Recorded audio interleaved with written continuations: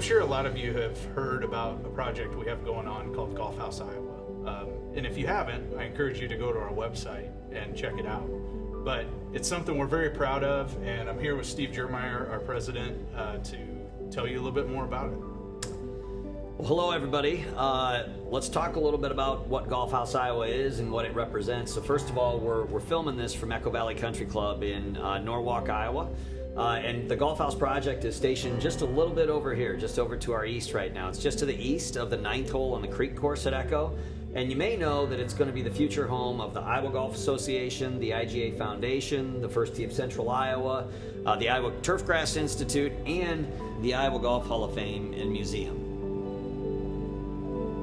And when you consider the facilities that all of these great organizations use today, and you compare it to what we're building here, and it hopefully gives you all some perspective. So the IGA and the Turfgrass Institute work out of a commercial space in Ankeny, Iowa that you wouldn't even know had anything to do with the game of golf unless you literally pulled in there and saw the sign on the door.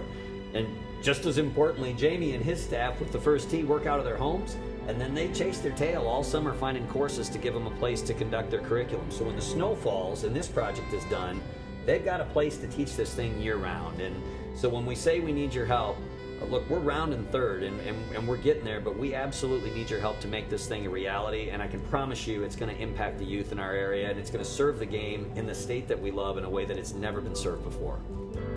So on the fundraising side, what's exciting is that we have raised over $4.25 million. We have a goal of raising $5 million, so we still have a gap there, right? And we were comfortable with where we were at in the fundraising process enough to say, look, if we didn't raise another dime, we could handle the financing. We would rather not finance that gap. That's the best result for the IGA, our foundation, the First Tee, the Golf Course Superintendents Association, but also for the game here in our state. So what we're trying to do is to close that gap. So we're looking for help. We're looking for people to get on our website and make a one-time donation for any amount that makes sense to you, or you can make a recurring donation, and that's all done through the form we have on our website. So there'll be a link to this video where you can go do that, and I encourage you to do it. Construction has started. It started in April. They expect to have the building done at the end of the year, or early January. And at that point, we would then come in and install the Hall of Fame and Museum. And then in the springtime, we'd come in when the ground thaws, and that's when the artificial outdoor putting green complex, all the landscaping and things like that would get finished up.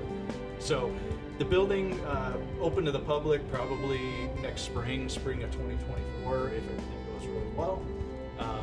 And that's exciting for us. The experience that someone's going to have when they walk into this space, I mean, this is the cool part. This is the part that we should be excited about. You walk into a Hall of Fame and a museum that's interactive, and if you're a young person, or frankly a person of any age in this state, you walk in and you get to see and experience the history of the game, but you do it in an interactive way where you're using technology to really go, wow, there's a bunch of stuff that's happened over the last 100 years in this state that's pretty cool, and now you're inspired. And you go down into the lower level, and now you start to learn about the game, and you get to practice the game, and you've got this wonderful facility that's going to be open to the public.